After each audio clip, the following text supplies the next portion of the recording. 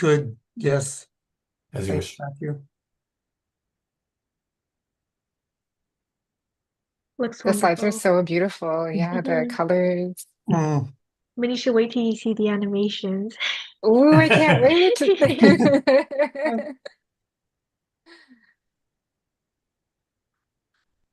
I'm gonna go camera off, but good luck, everybody. Voilà, c'est bon de notre côté, merci. Merci, Paul-Émile. Okay.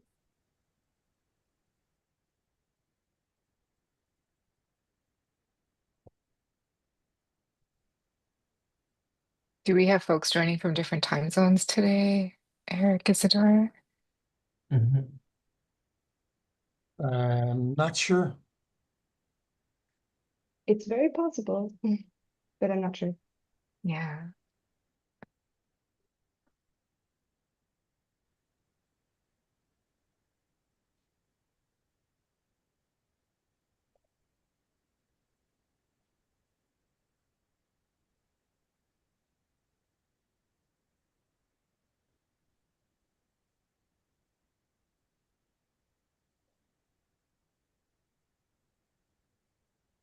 Roxanne, I'm seeing that you're online. Can you see the chat?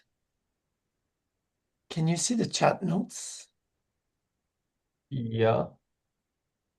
Everyone can? Because I'm just wondering if the panelists can and participants. I don't know about the notes. I have never heard of this. I just wanted to check. So maybe forbid me, everyone. I'm going to repaste the message. Oh, yeah.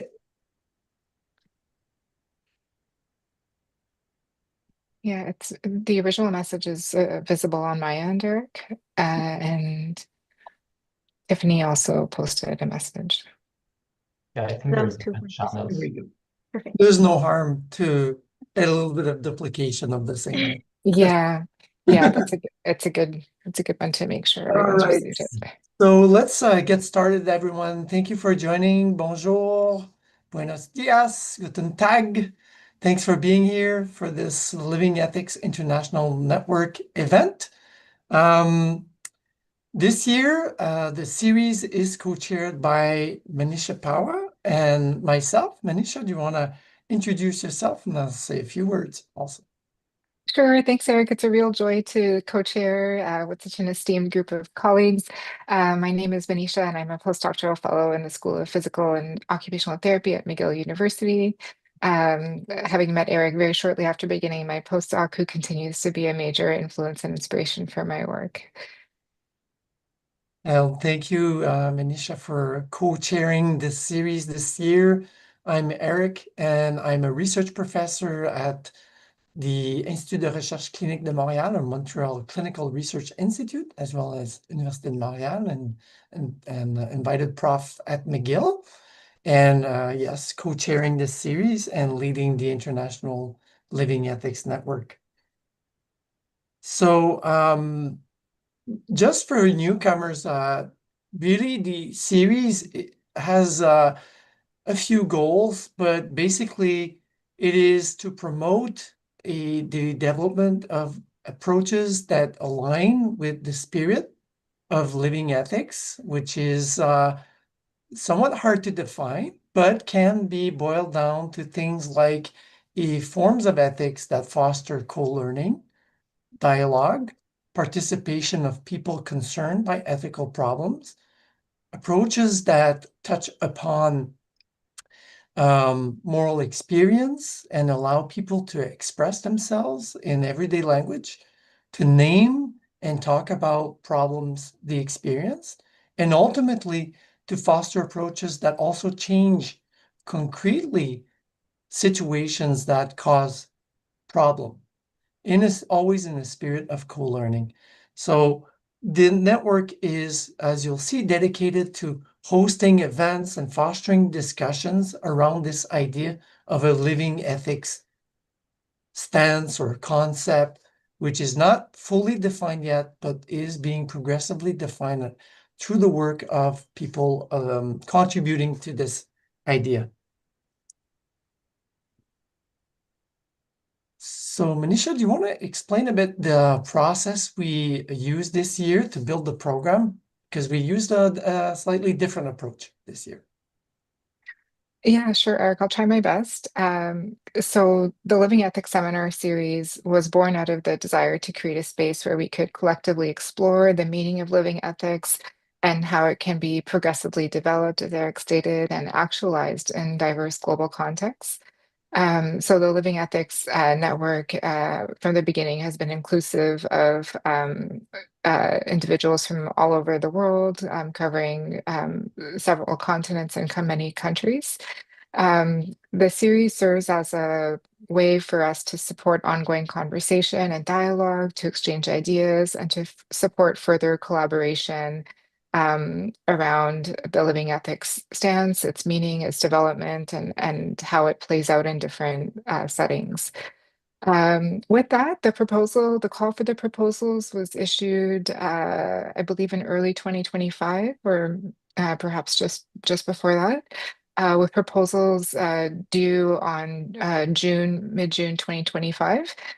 From there, a group of us reviewed the proposals. They were excellent and tried to sort of map them out according to the timing of the sessions that were organized separately.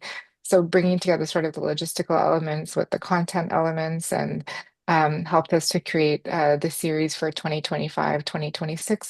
So the three panels that you see here span today, March, and May. Um, I'm not sure, Eric, if there's anything else. Is there something that I might be missing there? No, I think that's a great overview of Yeah. the open process we adopted for the call. And as you can see, there's a variety of events in the program. The last event in May will be dedicated to launching a new book, an edited volume dedicated to living ethics, which has been actually published this Monday officially. Yeah. And the second event that you see upcoming in March will be an account of a kind of a participatory approach to research ethics developed through a network dedicated to mental health research. And today we have the pleasure of hosting Matthew Hunt as a moderator. Matthew's professor at McGill University at the School of Physiotherapy, and two panelists, who will be introduced by Matthew. So maybe Manisha, you know Matthew very well, and I just want to say basically that you may think, oh, doctoral student research, is that relevant? Well, doctoral student research is the cutting edge research. They are carrying the future of research in every sector, including ethics, bioethics. So I think this will be a remarkable event. And Manisha, maybe you want to say a few words about our colleague Matthew. Yeah, thank you, Mm, Eric. I think you know Matthew very well too, but I mm. appreciate you giving me the honor of introducing him. Matthew really is an honor. It is an honor to introduce Matthew, whose globally impactful research and adoption of the living ethics approach is advancing an ethics that is grounded in reflexivity, connection, and a commitment to nurturing health and well-being. I'm deeply privileged to have Matthew as my postdoctoral fellowship supervisor. As Eric mentioned, Matthew is a professor at McGill's School of Physical and Occupational Therapy and a researcher at the Center for Research on Ethics and the Center for Interdisciplinary Research and Rehabilitation. He leads the ethics axis of the Quebec Population Health Research Network. After working as a physiotherapist in Montreal, Kosovo, and North Africa, Matthew completed his PhD at McGill and postdoctoral training at the University of Montreal and McMaster with a focus on bioethics. He's been a clinical ethics consultant at 4 hospitals in Montreal. Matthew conducts health ethics and equity research focused on two major avenues of inquiry: rehabilitation care in institutions and humanitarian action. His current projects include the Levier, a recently launched living laboratory situated in a rehab hospital in Montreal that adopts a living ethics approach, an exploration of ethical considerations arising during the closure of humanitarian projects, and research related to disability inclusion in contexts of disaster and climate change. He has expertise in qualitative research and teaches a graduate seminar on this topic. So it's a pleasure to have Matthew as our moderator for today. Fantastic. Well, and thank you so much, Manisha and Eric. Excuse me, I need water right from the start. That's always an interesting stuff. I'm delighted that we're doing this, and I'm delighted that you are foregrounding in your programming doctoral students. So we're starting year 2 of the seminar series with an emphasis on the experiences of doctoral students. And I think that's fantastic, really underlying what you were saying, Eric, too, about the importance of seeing student training and the research being done by students as really cutting edge work. The question here is, how do we put ethics into action? What are some of those living questions that arise with a living lab and a living ethics approach? And we're really fortunate to be able to hear from Arthur and Tiffany today. Arthur Filul and Tiffany Tay. They are both physiotherapists. They are both PhD students. They started a year ago, September. Arthur at the University of Montreal in the bioethics program, and Tiffany at McGill University in the rehabilitation sciences program. And they're both conducting their PhD projects within the context of the Levier lab, which Manisha mentioned a moment ago. And we're going to hear a lot more about them in the coming minutes, because they're going to be, well, we're going to be having a conversation. They're going to be telling the story of their journey and the things that they've been experiencing as well. I'm just going to mention that just sort of structurally, we're going to have this conversation. I'm going to be asking questions of Arthur and Tiffany, and then we're going to reserve time at the end for more interaction and invite you, if you have questions for them, you could already be populating those in the Q&A in the bottom column of your Zoom screen, or just holding on to those, and feel welcome to ask those questions, and we can continue to widen the conversation and include everyone as we get to that step. So there's some support and affiliation that Arthur and Tiffany wanted to acknowledge off the top. And they also asked me to set the stage a little bit, or maybe I should say set the table a little bit. The meal is coming in our conversation with Arthur and Tiffany. But just to tell you briefly about the Levier. So they are both doing their PhDs in this context. It's a living lab in the actually one of the largest rehabilitation hospitals in Quebec. So the IRGLM, as you see it here.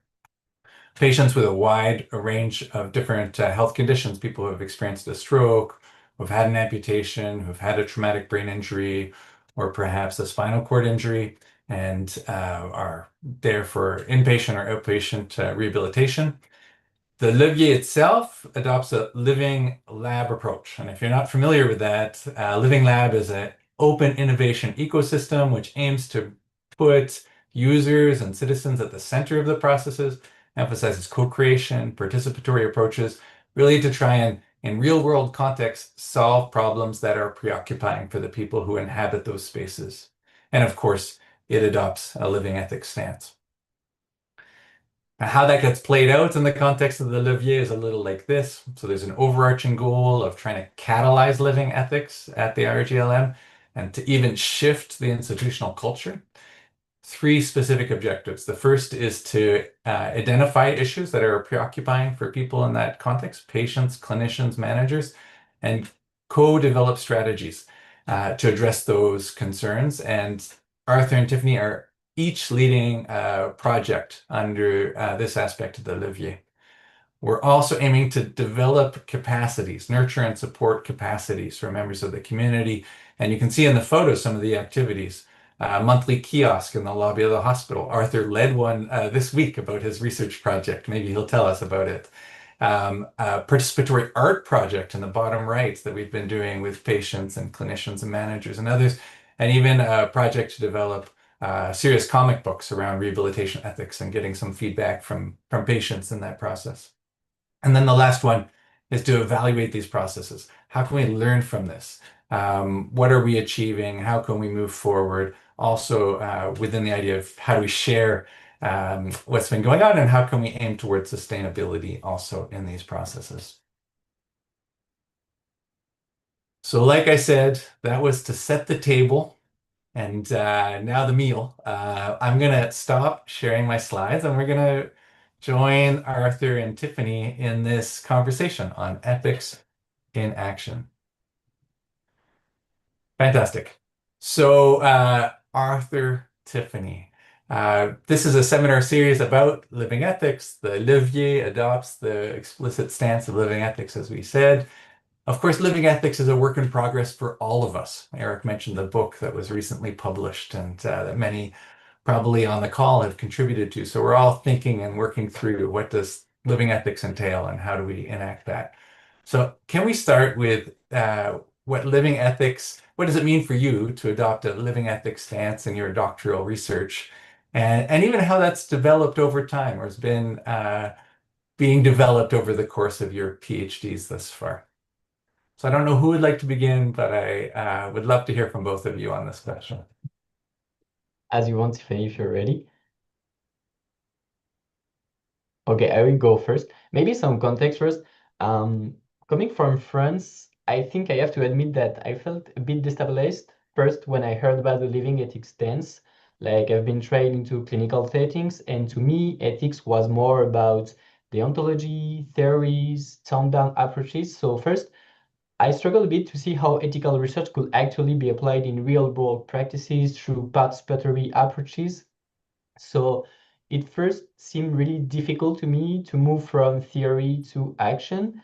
And I think throughout the whole first year, what I've seen is like we really need to be into action to make things like Matthew mentioned 2 days ago with Tiffany and a lot of people with Aurélie. I know she's here and with Camille and a lot of people, Eric also.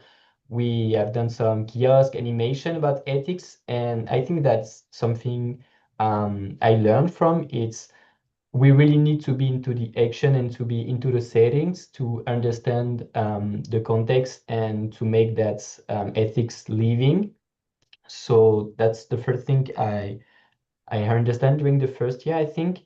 And also one key point that really strikes me is how often we tend to abstract the ethical situation we faced when we are doing like ethical analysis or things like that. Like if I remember my master in ethics, it was really like that, like trying to understand all the values that are in place to those kind of situation. But when you're doing a living ethics project, the situation will be really messy because there will be a lot of stakeholders with a lot of different values, a lot of different experiences. So I think that's something I really understand with the living ethics is you have to embrace that kind of messy situation and complex situation and to love being into those situations. So yeah, maybe just one side can be this one, it's to embrace that messiness. I don't know if that's an English word. Absolutely, that's a great way of saying it. Yeah, so Yeah, I had embrace like the some of messiness. sorry, I had a sort of similar process with Arthur where I thought it was ethics was more like a deontological based on rules kind of thing. And while I was working as a physical therapist at the hospital, I kind of saw like living ethics, but I didn't really put a name to it. So, to me at that moment when I learned about living ethics, it's a sort of ethics that is grounded in, real life context and everyday life, and it's built with the people. So that's kind of how I understood it. But during my project, I did a sort of observation where I was in the rehab center and I was really like looking at how living ethics was going on throughout the day. And it made me realize that it's less abstract and it's really rooted in everyday life. And that I think it was transformative for me to see that these everyday life decisions and these everyday living ethics tensions, it has like a big impact on their overall, like it can carry major consequences, is what I mean, for patients and families. So even the littlest things, like how people communicate and how they deal with misunderstandings, it can have major consequences. So that's kind of where I'm at with living ethics. It might transform some more, but it's kind of with Arthur where it's a bit messy right now for me too. Mm. Hmm. So maybe we have two ideas of messiness, both living ethics applied to the messiness of everyday interactions and Hmm. context, and also, working our way through the messiness of even our ideas around the topic. So we're maybe trying to see our way through some of both those aspects. Hmm. Um, yeah, I really appreciate you sharing that. I think there'll be layers of those things that we'll be able to unfurl as we continue in our conversation. One of the things that's specific to the Levier is that you're part of a very large team. Many people, when they embark on a PhD, it's a quite independent process. For some, it might be even an isolating process. You're part of a team. The scientific committee is 24 people, researchers, artists, clinicians, managers, and especially patient partners. Being part of a big research program can also have challenges. So could you speak to that process of like finding your place or creating your place and any aspects that have been helpful in that way of like that have been supportive or that have helped you integrate in various ways in the Levier process? Yeah, I can start for this one. So for me, I started my doctoral studies in August 2024. And I think Matthew, you invited me to the Olivier really ahead. So I think starting like the winter of 2024, before I started my doctoral studies, I was already invited to the scientific meeting. So I was already introduced to the people, and I wasn't doing anything then except for observing and making that connection. But I think getting to know the team earlier really helped me. And having our coordinator, Camille, as my go-to person whenever I was lost because she kind of knows a bit about everything. It really helped me having that one go-to person besides yourself and my other supervisor, Anne. And it really helped having the users there. I think like the Isagère partenaire, I'm not sure how you say it in English, but our partners, it really helped seeing them there too, because it felt like it was really real, really participatory, and they're very, very friendly. So that really, really helped me integrate myself. The first year of my doctoral studies, it was a lot of coursework, so I wasn't actually at the lab a lot, but I think with time, I'm starting to get more comfortable and I'm knowing everyone's names more. I think it will evolve over the next few years, but so far, going to the meetings and having regular talks with them at the workshop has really helped me feel like I fit in.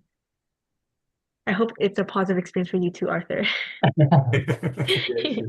And as Matthew mentioned, I think um, like my biggest fear with the PhD journey was to be isolated and to be, I don't know, like, doing something in bioethics, being in books behind my laptop. We are both Mhm, coming from the clinical field, and, in the clinical field, you feel helpful, even if that's sometimes really difficult. You feel helpful, like every day being part of a community. You have a lot of colleagues, and sometimes we know that as PhD students, we are more like alone, mhm, working on articles, working on methodology.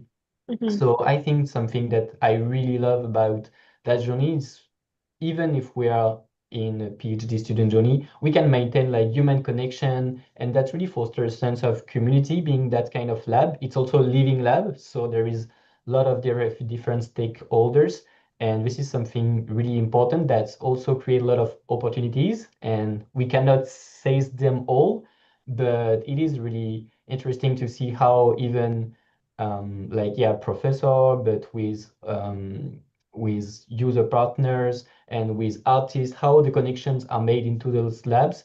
And as PhD students, we need to find a place where we can define our role, our project, and to contribute like meaningfully to this lab. It's not always easy because there is a lot of people. We have a project, but we are also in a lot of sub projects, if I can say it like that. But one thing that's it's really helpful, I think, and that's what Tiffany mentioned. It's we have been involved since the early beginning of the project, so maybe a year before becoming a PhD student, and that really mhm, help to shape the lab and to shape the project to something that you really love and you want to do. I think in those lab you cannot have something like create a space or a slot and trying to find a PhD to fit into that space. We really need to have like a space, and then we manage to find our role and trying to change, and that role can evolve. But I think that's difficult to find someone to fit perfectly into that kind of space because that will evolve throughout the time. So early integration and being free to have some flexibility for the role of the student into that experience.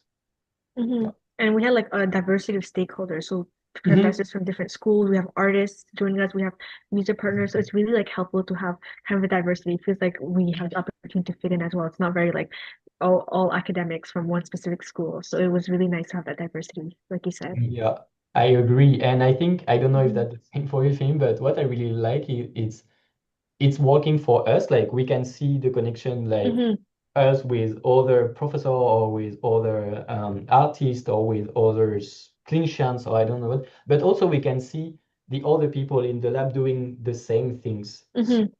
So between them, user partner with professor, and I think that's really interesting to see that how it is an environment, not just people working together, but really an environment. That's really I find that super interesting. And I would just emphasize that not only have you joined something, but you're helping to shape it. So you're also part of that process of making the levier. It's something that's changing over time. It's iterative, it wasn't predetermined. And so seeing you help give it the shape that it has today and the evolution that it'll have in the future is really interesting. There are lots of elements there. One thing maybe we could pick up on, Tiffany, you talked about, this sort of toggling that has, something very specific to being a graduate student is that you're at the university, you're in the classroom, you have these other academic responsibilities, and then you're over here, especially in the first year. And I'll just acknowledge that different PhD programs in different countries and different universities have different characteristics, but you're both in programs that have heavy course loads, for example. So how have you found that experience from being a PhD student? Maybe you just want to elaborate a little more on what you brought up, Tiffany. Maybe Arthur has some thoughts on this too. But that For dynamic, sure. and maybe that creates opportunities and challenges as well. So you could share those with us. Yeah, for sure. I think I can go first. yeah, for The sure. first, thank you. The first year, it's a lot of coursework. The first year and a half, like even currently, I'm doing a lot of coursework still. I think balancing that and trying to fit in with Olivia was a bit harder for me the first time around. But what really helped me was that the courses I took were really geared towards qualitative studies, and a lot of professors that I had were very knowledgeable and open to the idea of participatory methods as well. So they helped me shape my protocol. And in fact, one of the courses I'm taking now is influencing how I'm going to carry on my project next semester. So I feel like the courses I've been taking have been really helpful, but in a way, it also like takes away from me being present at the lab physically more often. So I'm looking forward to the coursework being done the first year so that I can be more present the next years. But it's been very like supportive from my side so far. I don't know about Arthur if you had the same experience with your coursework. Yeah, I can agree on some points, and also I think we already discussed about that, but Yeah. sometimes we have some different experiences. During the first year, I think it was really difficult. It's like I love to call it a thesis without subject because at first we knew that we were about to target ethical issues in rehabilitation in the IRGLM, in the Institute of Rehabilitation, and also we kind of like how methodology and our stance in the living ethics, but we didn't have any subject like precise subject. So to have a lot of courses, to have PhD seminar, and doing all of that kind of courses about project, but without a subject. Sometimes it was difficult to explain it to the academic world and to the professors and to kind of sell the project that it is really an innovation. I know I don't have a subject for now, but the subject will emerge from Even the for the grant publication, applications. from Yeah. everything. And also, it's not just like the subject will emerge, but need to emerge because in participatory approaches, one really important key point about the quality of those kind of project and scientific criteria about those kind of projects, like the question need to emerge from the people and then the results need to be for the field. So it was at first a bit difficult sometimes to navigate and to sell the project for my courses and also for the grant application. It's difficult to have like a powerful project and something kind of precise and everything when you don't have any subject or really defined topic and more. So there was many aspects that remain hypothetical, but we learned like essential skills to build that kind of project. And also, um, like you, Tiffany, I also have some really cool experiences in participatory method and in qualitative research, but not that much into the biotics world, but more into the social work environment. I took some courses in qualitative research, and in social work, they have a really like well-established methods in participatory research and how to make those kind of works. So it was really interesting to take those courses. And so maybe one side will be like don't fit always with the rehabilitation or biotics field. Maybe try to take some insight from other communities which are more experienced in those kind of methods and adapt them to our context. So yeah, there was like challenges and opportunities, and yeah. I think there still are, like even now, we're developing it. It's more developed than it was last year, but in a year from now, it's going to be completely different. It's still changing their project. Like I can't define all of it yet. So, Fantastic. Well, let's continue that line of thought. You're starting to introduce the idea of actually, like for your research project, like we saw in objective one of the leviers co-creating these projects that aim to develop with people solutions to problems that they're facing. And you already talked, Arthur, that how this is iterative. We don't predetermine what the topic is. It's something, and you're bringing in all these components. Tiffany, you mentioned the participatory training that you're getting. Can you narrate that a little bit more, just so that the people on the call can have a better sense? Like, what has that been like? What's that process been like of developing your project over time? You start, Arthur, if you'd like. Yeah, thank you. So my research focused on ethical challenges of allocating scarce resources in rehabilitation programs. So this include questions like how is access determined, how are waiting lists organized, which criteria are used by whom, and these raise important issues, questions about like fairness, justice, transparency. I'm working currently with two programs, and so one from stroke team and the other one more from how to say that, like ed techniques, so like wheelchair and electric wheelchair. And I'm working on the waiting list for people who wants to access to wheelchair and electric wheelchair. So there is kind of two different approaches, because in one, the field like seeks the project and the setup was easier because the topic emerged from itself. And otherwise, with the stroke team and other neurological conditions, the interest is here, but we must create and co-construct a precise topic, a question we want to address.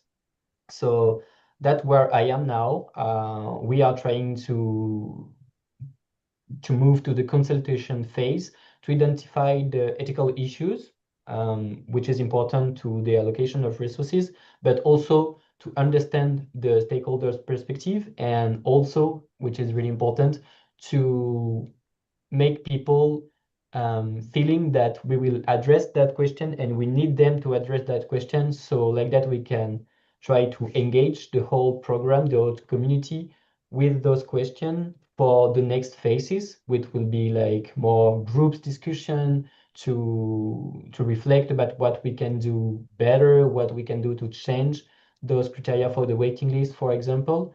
And obviously, there is some challenges with that, and the most difficult things is to engage with clinicians, with managers. Like there is a lot of pressure on the healthcare resources and the healthcare personnel, so they don't have that much time. And those kind of projects take times, and we need time. So sometimes it is a bit difficult in those kind of settings, but I mean, it's the only way to do those kind of collaborative and participatory approaches. So we need to go through that. Yeah, I have that too, because as you know, my project is working with health professionals and users, and they are busy. They provide care to their patients, but it takes time to participate in this research. So that's also a challenge that I'm having for sure too. I did not implement my research yet because I'm about to submit my ethics deposit soon, my submission for ethics. But developing the protocol has been challenging, I would say, for me, just because of that participatory nature. I'm not sure what to anticipate, but I'm gonna say, I think this will happen, I think that will happen. So I foresee myself writing a lot of modifications for my protocol in the future for specific steps. But it's been challenging, but quite a lot of fun, I think, because it's been opening my mind, and like I've had to been very creative with like how I'm going to proceed with the co-creation and different steps. So it's been challenging but quite fun, I would say, for me. Could you explain how the topics came about? So allocation of resources and focus on collaboration. How did you end up with those topics? I know you're Hmm. doing this narrowing. And also you mentioned earlier, Tiffany, immersion, like Hmm. being present in the milieu. Maybe you Hmm. could tell us more about that as a step on the journey towards developing the specific project.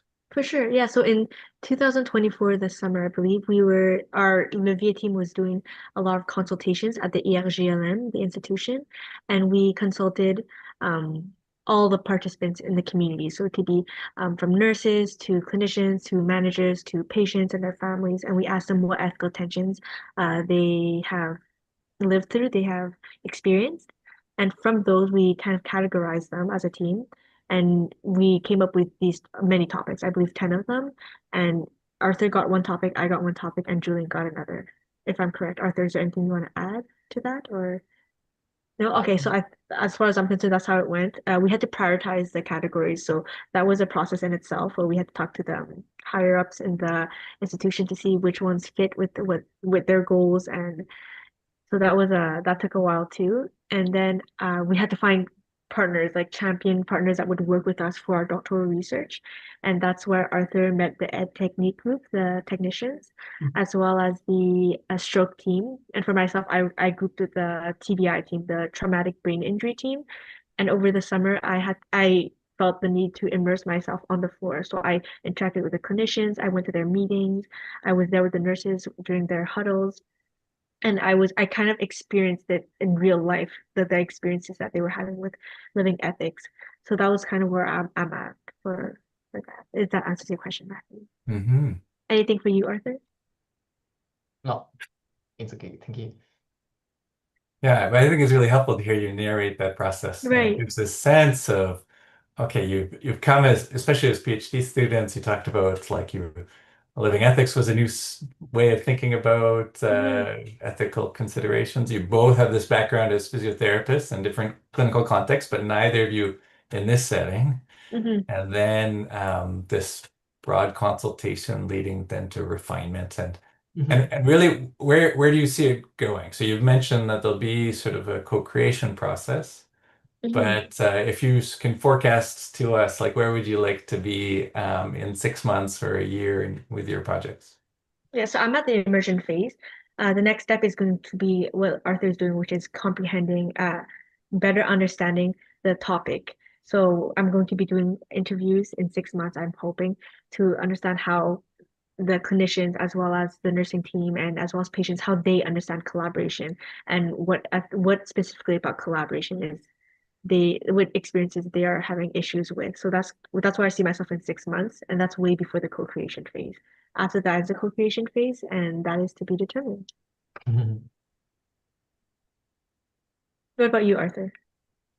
Yeah, also I am about to move to the consultation phase. So Mm-hmm. as I say, like to understand what are the ethical issues, how they are lived, how they are experienced by the different stakeholders. And after that, one important and I do think key phase of those kind of projects is the problematization. So to find a subject not to work on, but something like an inquiry, we need to all discuss about and that the community, so for example, with the stroke team, a subject that we want to have an inquiry about and to do, like to reflect all together about that kind of inquiry. So I think we need to target the right question here. So I think it's an important phase to make everyone involved in those kind of project and not just decide, oh, I want to work on that topic because I think it's really interesting or I think it's something that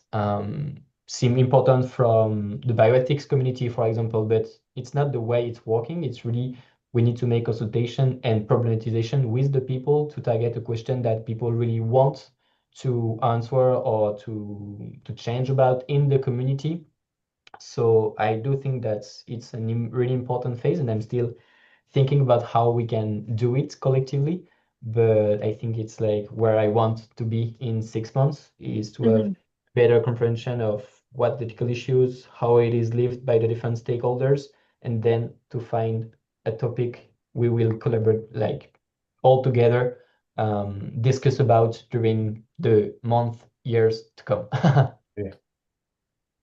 Fantastic. So there's an element of what you can anticipate in terms of steps in a process, and then you'll have to figure out the details of how you're going to be implementing those. So that back to that iterative approach.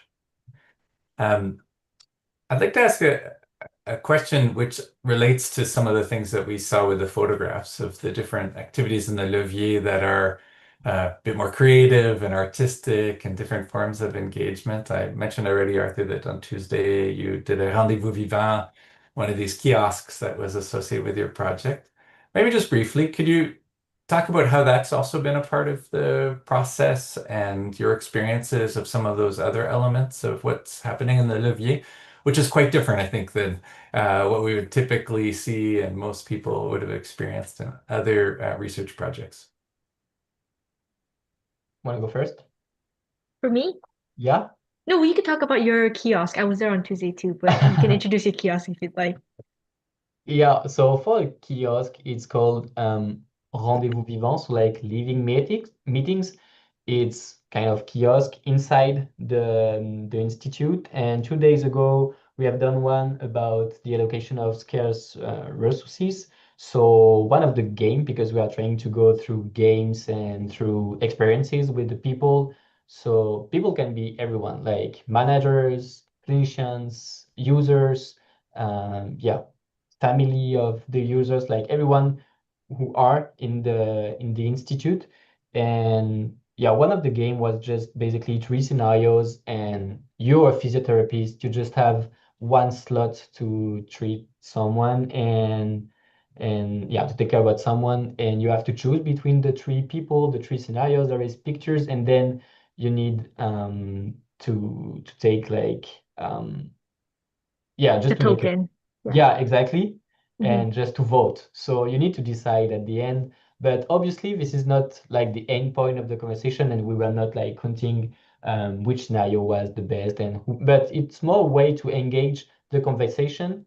It's not the end point. It's really the starting point of creating discussion with people. Like, oh, why are you choosing Mr. G? Because he has kids. And but did you know if Mrs. A have a kid or not? So also the scenarios are not perfect, and there is a lot of sorry, like um yeah, there Like is a lot of uncertainty surrounding their yeah, missing situation. data or missing Yeah. characteristics. So like that, we can ask people, what do you want to know about those people to make your decision? What is Mhm. it's missing in those kind of things? So we can trying to see what people thinks are important to make decisions or not.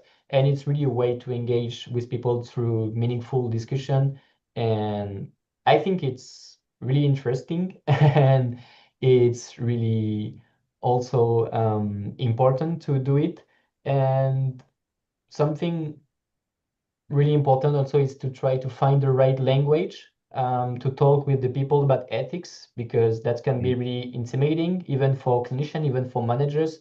We can quickly be seen as thinkers or, being a bit abstract or theory. So when you're on the field trying to make them think with you, and you can bring some insights from theory, and you can put those insights during the conversation and trying to challenge them also about, oh, but why are you thinking that? Like, for example, the age, like is the age of the people is a really important characteristic to take a decision or not, why it is. And just trying to challenge the people like that, you're stimulating the reflection of the community. So yeah. Yeah, I saw that too during that workshop where we would ask people to vote. It was really interesting to see their reasoning because I'm a physical therapist, so I have my own opinions. But listening to, a nurse talk about why she would choose another patient, or a chef, like a coordinator of a program, came to talk to us, and it was very interesting to see which patients they would pick. It was a great place for discussion to start, I think. Um, and you're right, like mentioning ethics is very daunting to them. So you have to be careful of how you're phrasing your language. Just simply saying, why would you choose this person? Or why not this person? Those are ethical questions without mentioning ethics. So being careful of your language is a thing. Mhm. And the workshops that Livia has is like you had a game on Tuesday, which was so interesting and so much fun. We've had other that Matthew mentioned as well. For example, the arts, the comics. So a lot of these different workshops have different ways of communicating to the public ethics. I think that we're really we're trying to cater to different kinds of tastes and trying to get everyone involved. So that's really interesting. Fantastic. Well, thank you both. And yeah, it is interesting. How can we create these moral spaces? How do we create places where people can exchange and learn together, and that we have to think about how we talk about ethics. Hmm. I'm going to ask you a final question, and then we're going to open up for discussion. So I'm just mentioning for anyone here, please, if you have questions, put them in the Q&A. But maybe just as a final question for both of you, if you had one suggestion that you would like to offer for doctoral students or graduate students, people who are contemplating being part of a living ethics project or starting a living ethics project, but who are specifically students, what would be a suggestion that you would offer to them? One insight that you'd like to share? I can go first if you want. If Yes, you I'm need thinking. to. I think, and when I was thinking about it, I think it's don't neglect, like how to say that, like don't forget all the relational tasks, because if you're neglecting the relational tasks, that can lead to the project failure. Like participatory approach will take time and longer and involve tasks that sometimes may seem non-essential, sorry, or unproductive. We are always talking about productivity in research and there is a lot of time we need to take just to be with people, to create a relation, and it is really important. And so take the time to do that, and that will serve your project for all the steps to come. And yeah, that would be my only advice. Mm. Wise advice that I think we could all listen to and heed. Yeah, important. Can I give two of them? Yes, absolutely. We won't hold Okay, you to a single thank one. you. Yeah, So the please. first one I would say is to be very flexible. Um, so as we said, the participatory method, especially in the living lab, it's very changing, very evolving. To not get discouraged because you're thinking, I'm going this one way, I'm gonna get it done next week. It's gonna be done in a month or two from now. So you have to be very flexible and very open to change. And even if you are discouraged, just know that you have to be ready for change. That's what I would say. And I'm still getting used to that. And the second advice is that there's going to be a lot of things that you don't think that you would have to do in a PhD. For example, it was new to me to start budgeting and to write like some bureaucratic stuff. That was hard for me to do. But once you get that over with, it's just once and done. So the bureaucratic things and numbers, it's going to be done once and for all, and then you can move on. So just don't let it discourage you too much. Those are my two advice. Yeah, very wise words. Yeah, and important for all of us. So flexibility, but also like Mhm. recognizing some things to persevere and get through. Some things are Yeah. essential even if you don't want to do it. Yeah. Fantastic. Okay, well, thank you so much, both of you. Really interesting to hear your thoughts on these. And now we're going to open it up. There's already a question that's come in from Gabriel, so I'm going to read the question that he asked, and you can respond. And please, others, ask questions as well. So Gabriel asked, he thanks you for the wonderful discussion. He says that you were both physical therapists before pursuing your PhD. So looking back, are there ways in which the living ethics stance has given you new insights into your time as practitioner? So like looking back at your clinical work, and any thoughts on how these insights might also apply to your PhD research. So looking back and then seeing the application now.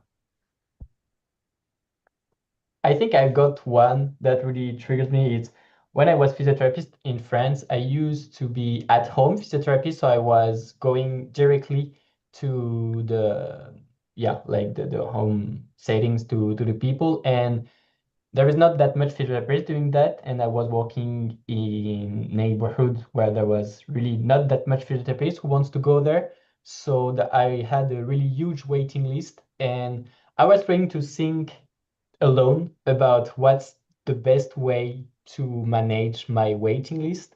And that really put me to ethics in a way. So I'm happy I've done those kind of reflection. But also, I think I was just thinking from my side about what will be important. And now that I'm engaging with participatory approaches, I know that the next step will be like maybe not to do a participatory project research, but to be more aware about what people really need, what they really want, and also that people sometimes can understand that there will be a bit that they will have to wait a bit more to access to a service, but they will understand that there is transparency about why they are waiting more, and also maybe to have something like to discuss with not just the users or the partner, but also other clinicians from those area, trying to motivate them to work with me on those kind of people. And, maybe something more participatory and to think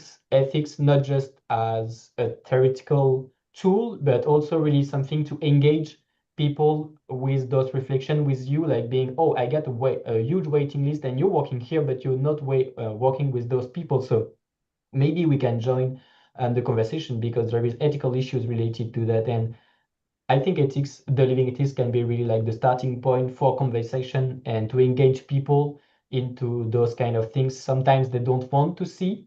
And ethics can be really, really powerful to engage people in those conversations. So I think that's really something that triggered me. And I'm like, oh, if I need to do that again, I'm sure I will take the insight of more people than just me in reflection about what I'm doing. Mhm. Yeah, that's fantastic. Tiffany, how about yourself? Do you have elements Yeah, that for you'd like to sure. bring forward? So I work at the hospital, an acute hospital. So I've worked on almost all the floors, ICU and stroke and surgeries for knees and hips. And I think, I mentioned this before, as a physical therapist, I have my own goals and my own expertise knowledge from physical therapists. We want to get them moving, we want to get them either to rehab or to home, so that's kind of the mentality I had. But so my experience so far with the Living Lab has made me realize when I'm working is that it's that the decisions they make and the reasons why has consequences further than just them going home. There's much more after that happens, and it's making me realize like the bigger picture. I don't know if it's affected how I practice as a physical therapist, but it's affected how I've seen things, and it's made me question a lot more, like why they want this, or is there something um that can be offered, or like if all the options are offered, do they really know all their options? It's made me think differently. That's what happened to me so far as a physical therapist. Yeah, that's fantastic. So sort of expanding your imagination to like what people are experiencing. And Arthur, I'm hearing that it's like the opportunity to create some gravitational pull that draws people together in these new spaces for dialogue. That would be really rich. There's another question from Anne Houdon, who offers first. Says your insights were both so important and reflect the important journey you are traveling on. Bravo. So her question is, you mentioned some of these, but what interpersonal skills and or ethical skills do you need to mobilize the most in the context of your PhD within a living lab on living ethics? So which interpersonal skills and or ethical skills do you need to mobilize the most? Do you have any idea, Tiffany? For me, yes. I think, working as a physical therapist and in my personal life, I've had to like, keep an open mind a lot to people's thoughts and the reasons why they want to do certain things and not others. But something that I've had to learn is that not everyone is at the same page as you are, and um, they might not be as open-minded. So that's something that I've been having to deal with, like being able to recognize that people are not on the same page as you or as other people. For example, family members are not on the same page. It's something that I've had to learn to navigate, I think. If that makes any sense, does that make sense? Yeah, a lot. Okay, thank you. Other ethical skills, I think I'm not really sure if there's anything else that comes up right now. What about you, Arthur? Anything that comes up? As you mentioned, I think interpersonal skills, it's more like about flexibility and being also obviously open-minded, but more like, yeah, flexibility and being available to discuss at, anytime, create way to discuss through sometimes emails, but sometimes being here, like just being here, I think it's something really important as interpersonal skill, because what I understand from the first year is also like when you are somewhere with the people, things will happen that are unexpected, you know? You will see and meet people that you think that you will never meet, or you will have some conversation that you thought you will never have. So I think that you need to create those opportunities. So as a learning, I don't know if that's a skill, obviously, but it's more like kind of being here and trying to be on the field, and that will create opportunities and maybe unexpected things. But it is difficult into a PhD journey to find the time to be here, to be quite of unproductive. You're not unproductive, but trying to be like, okay, maybe nothing will happen, but maybe that will change the whole course of my PhD. So I think that's something important in the interpretation skills, to be here, to be flexible, and to take the time to be with the people. And for the ethical skills, at first I thought that will be being like a good vulgarizer, like to explain complicated, I don't know, like theories in a simple way. And at first I thought that would be like that, and now I know that it's not always like that. Sometimes it's more like in in a smaller scale. I don't know, it's not small scale, but just to tell the people that the situation they are living has some ethical issues in it, or they are living ethical issues. And I think for most people, there is a lot of situation who are just habits, routine. They are like, yeah, that's a problem, but I mean, it's like that, or it's not that important, or the conversation are always about clinical stuff or clinical criteria, but to say like, no, no, I think here, like, we are navigating through ethical situation. We can take different roads, and that imply a lot of ethical stuff. So I think that's kind of ethical skills. It's more about the way you can communicate to the people and to feel them that they are navigating through ethical issues. I think that's the main skill that requires to conduct that journey. Yeah, like communicating the ethics to different people. Yes, I agree with that. Super interesting. Oh, fantastic. Thank you both.